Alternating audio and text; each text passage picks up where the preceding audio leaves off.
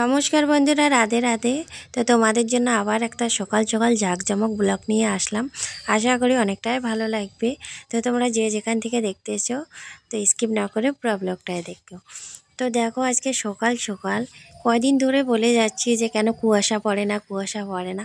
Finally আজকে কুয়াশা একদম একবারে ভালোভাবে পড়েছে। তো তবুও এটাও নাকি বলে কম, আর একটু বেশি বলে আরও ভালো। তো কুয়াশার সাথে সাথে কিন্তু রোদেরও ছাঁটা আছে। কারণ কি বলো তো, মানে কুয়াশা পড়লো এতটা কিন্তু ঠান্ডা দিচ্ছে না। মানে ওই যে বললাম যে ওই দেখো সূর্য মামা দেখা যাচ্ছে, মানে রোদেরও একটু একটু করে ছাঁটা আছে। কারণ আলুর সিজনে না কুয়াশাটা দেওয়া অনেক ইম্পর্টেন্ট। তো কুয়াশাটা না থাকলে আলু খেতে অত নাকি বলে ভালো হয় না। তো যা আছে আছে, আলু খেতে গাছ দেখে তো ভালোই মনে হচ্ছে। আর ওই যে দেখতে পাচ্ছ যে মনে করো ছোট বড়, এই যে আমাদের বাড়ির পাশে গ্রামের বাড়ি, বুঝতেই পারো সবাই মুরগি, তারপরে হাঁস, এগুলো নানান ইত্যাদি ওরা পুষে আর কি। তো এসে এসে কি বলো তো পাতাগুলো একবারে খেয়ে খেয়ে শেষ করে দেয়। তো এখানে বলারও কিছু নেই, যেহেতু বস্তি বাড়িতে এরকম হবে, আর বাড়ির পাশে খ্যাতি করলে এরকম তো হবে। মানে অনেক ধান, আমাদের আলু বলো বা যে কোনো জিনিস বলো, বাড়ির পাশে আমরা যা করি সব নষ্ট হয়ে যায়। তো কী বলো তো, সকাল সকাল একটু খেতে গেছিলাম। তো বর বলছে আমাকে যাতে আমি খেতে গিয়ে যাতে মুরগি টুরগিগুলো তাড়াই দিই। তো ওইদিকে গেলাম আর কি, গিয়ে মুরগি টুরগিগুলো তাড়াই দিলাম, কিন্তু এখন আমার বাসি কাজ সম্পূর্ণ হয় নাই। আর এখানে দেখো কুমড়ো গাছটা, মানে কি বলো তো, বাড়তেছেও না কমতেছেও না, ও যেরকম ওই রকমই আছে, কিন্তু ফুল আসে। আর এই যে শশা গাছও বাড়তেছে না কমতেছে না, যেরকমের গাছ এরকমই আছে। জানি না কেন এরকম হচ্ছে, না মাটির জন্য না সারের জন্য না কিসের জন্য জানি না। আমি কিন্তু সারের মাটি দিয়েছি। আর লাউটার তো অবস্থা খারাপ, অনেক ফল আসছে কিন্তু বেচারা মানে ও ধীরে ধীরে একবারে শুকিয়ে যাচ্ছে। কতগুলো মানুষ আছে না, যখন ওদের শরীরে কিছু একটা রোগ টোগ হয় ওরা ধীরে ধীরে একবারে শুকিয়ে যায়, কীরকম হয়ে যায়, কঙ্কাল হয়ে যায়, সেরকম আর কি। এই লাউ গাছটারও অবস্থা সেম একই হয়েছে। তো দেখো এদিকে আমার বাউন্ডারি আমার ভেঙে চুরে শেষ। কুত্তা হইতে, মানুষ হইতে, গরুর বাচ্চা হইতে সবাই অত্যাচার করে, যেই কারণে আমার টিনের বেড়াটা শেষ। তো দেখো খেটের থেকে আমি বাড়ি চলে আসি, কিন্তু এখন আমার উঠান বাড়ি কিচ্ছু ঝাড় দেওয়া হয়নি, শুধু ঘর দুটো ঝাড় দিয়েছি। তো এখনও বাসি থাল বাসন সব আছে। তো দেখো গোলাপ ফুলের পাশে কিন্তু আমি এখন সারের মাটি দিয়েছি। তো একটা দুইটা করে ফুটা শুরু করছে, বেশি ফুটতেছে না, কিন্তু এই ফুলগুলো আমার ফুটতেছে না। এইটার জন্য আমার সব থেকে বেশি দুঃখ।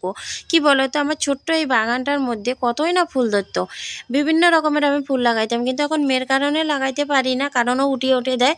কিন্তু আমার যতটুকু ফুলের গাছ আছে, মানে ভাবছি যে এইগুলো অনেক হয়ে যাবে পূজা দেওয়ার জন্য, কিন্তু আমার দুর্ভাগ্য এবার কেন যদি ফুলে ফুটতেছে না, না বাইরে ফুটতেছে না বাড়িতে ফুটতেছে। তো এদিকে রাস্তার সাইডে আসতেছি, কারণ আমাদের এর আগের দিন আমরা ওই যে খেরের মুঠাগুলো যে আছে অনেকগুলো বিক্রি করেছি, কিন্তু আরও এদিকে ছড়িয়ে ছিটিয়ে আছে। কিন্তু আমার মানে খেরগুলো যে আছে অনেক নষ্টও হয়ে যাচ্ছে। আমার বরকে বলছি চাংড়া বানানোর জন্য, কিন্তু ও চাংড়াও বানাচ্ছে না, মানে রাখবেও না।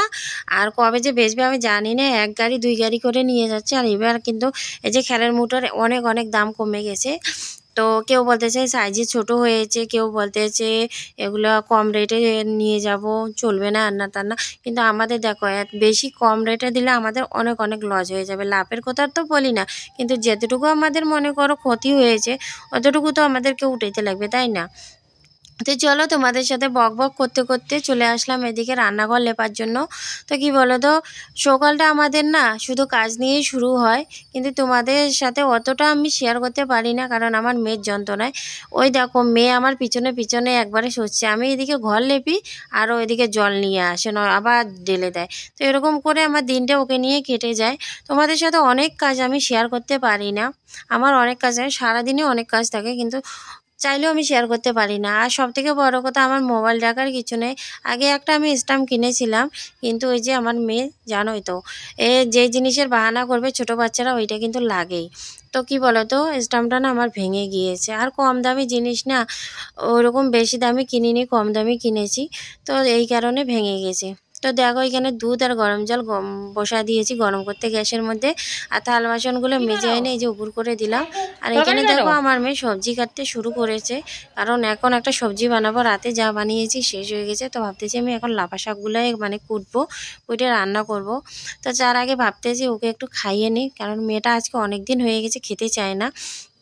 তো ছেলেদেরকে পাঠাই দিলাম এদিকে দোকান, আর দোকান থেকে নিয়ে আসে দেখো 2 প্যাকেট ঝুড়ি, এগুলো 10 টাকা করে প্যাকেট নিয়েছে, 2টা নিয়েছি।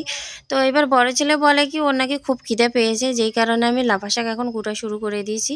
তো আমার বর এই শাকগুলা খায় কুটে কুটে, মানে বড় গুচি গুচি করে কুটে রান্না করে আমার বর খায়।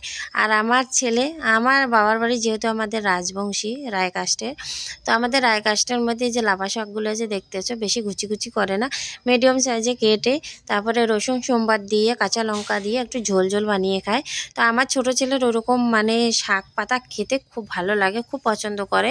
তো এমনি কিন্তু খেতে খুবই ভালো লাগে, যারা রাজবংশী তারা অবশ্যই বুঝতে পারবে, কারণ রাজবংশীরা এইভাবেই খায়, খুব ভালো লাগে।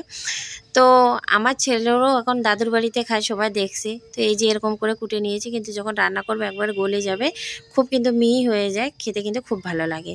তো শুধু রসুন সোমবারে দেয়, এখানে কিন্তু শুধু লবণ দিবে আর হলুদ টলুদ কিছু দিবে না। শাক পাতায় মানুষ এমনিও হলুদ দেয় না, সবুজ সবুজ যখন হয়ে থাকে না সব, মানে শাক পাতাগুলো বা ঝোলগুলো দেখতে কিন্তু ভালো লাগে, আর হলুদ দিলে না কেমন একটা ডিসকালার হয়ে যায়, ভালো লাগে না খেতে।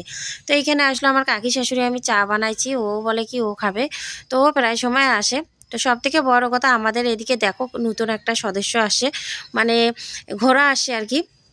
তো আমাদের এখানে এই যে পীর বাবার মেলা হয়েছিল, তো এইখান থেকে এই ঘোড়াটা আসে, আমরা অনেক দিন পর এরকম করে কালো ঘোড়া দেখতেছি, আমাদের এদিকে এরকম দেখা হয় না ঘোড়া, তো আজকে অনেক দিন পর দেখতেছি। তো আমার ছেলের জন্য নিলাম একটা তাবিজ এই ঘোড়ার থেকে। তো এই ঘোড়াটা খুব বলে ভালো আর কি, খুব গুণী ঘোড়া, এর থেকে তাবিজ নিয়ে পড়লে নাকি অনেক অনেক ভালো হয়, অনেক যাত্রা ভালো হয়, অনেক শুভ কিছু হয়। তো যাকে বলতেছে অ্যানাউন্সমেন্ট করতেছে, তো আমার ছেলেরা দেখো লাড়তেছে ধরতেছে, কিচ্ছু করতেছে না। আর এদিকে দেখো আমার ভাই এসে বোম্বে থেকে, ওকে মানে খাওয়াচ্ছে আর ওদেরকে খাওয়াচ্ছে, সরি 3টা বাচ্চাকে নিয়ে বসে বসে, আমার মেয়েও গেছে আর ওর এক ছেলে মেয়ে, তো সবাইকে নিয়ে খাচ্ছে। এতদিন করে মামাকে পেয়েছে, ওরা বাবাকে পেয়েছে, খুবই আনন্দ হয়েছে।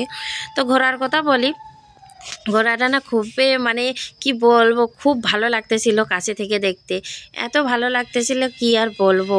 তো যাকে একটা তাবিজ নিয়ে নিলাম। আর এখানে দেখো আমাদের মেয়ে আর ওর মাসি এখানে ঝগড়া লাগাই দিছে, মেয়ে বলে তোমাকে আমি মারবো, মাসি বলে তোমাকে আমি কি করছি, তুমি কেন আমাকে মারতে যাচ্ছ, এরকম করে দুই মাসি বাগনি ঝগড়া লাগিয়ে গেছে। দেখো আমার মেয়েটা খুব ভারী দুষ্টু হয়ে গেছে, কি আর বলবো। তো ওরা সবসময়ের জন্য এরকম করে দুষ্টুমি করে। আর তো বেশি এখন বোন কাজের মধ্যে থাকে, ওকে বেশি আর আমি ক্যামেরার মধ্যে আনতে পারি না। তো এখন সেলাই শিখতেছে, তোমাদেরকে এর আগেও বলছি। তো ঘরের মধ্যে ওই যে সেলাইগুলো মানে সেলাই করে, বিভিন্ন রকমের যাই জিনিস সেলাই করে, এর জন্য ঘরের ভিতরে সারাক্ষণ থাকে। তা আজকে হয়তো কোন ফাঁকে আসলো আমাদের বাড়িতে, হঠাৎ হঠাৎ দেখা হয়, কিন্তু সবসময় দেখা হয় না। তো 2টা রিলস বানাবে, মনে করো শর্ট ভিডিও বানাবে, সেই কারণে আমাদের বাড়িতে আসে। আর আমাদের বাড়িতেও বেশিরভাগ ভিডিও বানায়। তো আমি এর সাথে আড্ডা মারতে মারতে প্রায় অনেকটাই লেট হয়ে গেছে, প্রায় সন্ধ্যার নামে আসতেছে। তো আমার বিকালের এখনও উঠান ঝাড় দেওয়া হয় না। আর দেখো উঠানের পরিস্থিতি, এত পাতা পড়ে আছে কি আর বলবো, মানে অনেক অনেক পাতা পড়ে আছে। তো ওটা ঝাড় দিতে দিতে আমাদের অনেক লেট হয়ে যায়, উঠানটা যেহেতু বড়।